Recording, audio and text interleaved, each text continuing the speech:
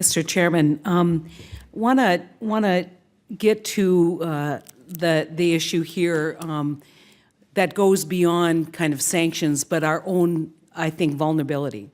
I think Putin understands that the greatest vulnerability we have internally in this country is hyperpartisanship.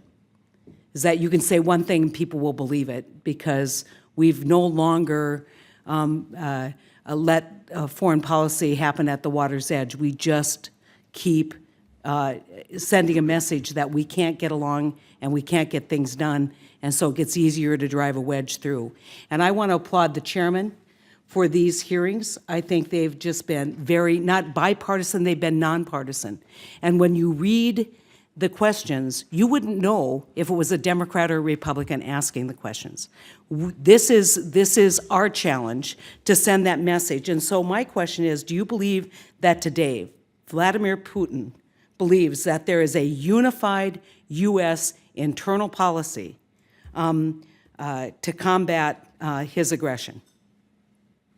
Ambassador, I do not believe that President Putin sees a unified response by the Congress and the administration to what he's done on the hacking issue, and in a way, even the Ukraine issue. And I believe he now thinks that maybe the Congress is the party that might take action, and the administration is the party that might not. He might seek to divide the two, just as he's divided us, tried to, from the Europeans. That is a danger, that we have to act on a bipartisan basis and between the Congress and the administration on both grounds, on Ukraine as well as on the interference in our election. Mr. Ponce. Thank you, Senator. I couldn't agree more that unity is essential. It's essential for sanctions policy to be effective, for the industry to understand that these are intended, expected, and will be enforced as operational measures, for our allies to understand that these are not sanctions where they can sit on the sidelines with their investments ready to go in, but where they have to start to impact their long-term business strategies, and sanctions where adversaries understand that until there's a serious change in behavior, there's no serious discussion of sanctions relief. I fully agree with all of that.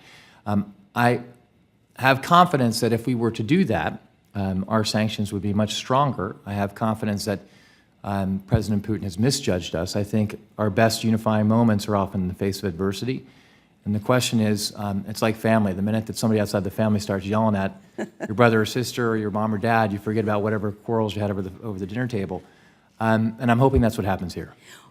In the 2 minutes that I have left, what more can we do to send the signal, other than hearings like this, where we come together and you don't know who's on either side here?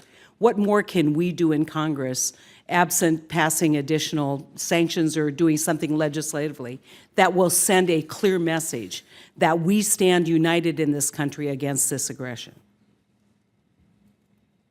Well, there has to be new legislation. Right, I agree with that. But there has to be a response. Right now, there hasn't really been a significant response by the Congress or the White House, either President Obama or President Trump, to what happened in the interference in our election. So that has to happen. A unanimous denunciation of what the Russians did by both the administration and both parties in Congress on a nonpartisan basis. Okay. Mr. Ponce? Thank you, and I fully agree with that. I think just sort of simplifying it as clearly as possible, the response should include immediate legislation to codify what we've already done. There's no going back. To escalate as aggressively as possible on illicit conduct. In response to Senator Round's question earlier, that conduct should focus on the nepotism associated with the Putin regime. The fact that the sanctions we've issued have translated into the passage of assets from those that are closest to him to nominal accounts held by their kids or their nephews or their close associates is something that we can track and trace, but we need the resources to do it. That's what the task force is about. Can I just ask, there's a young gentleman in the audience.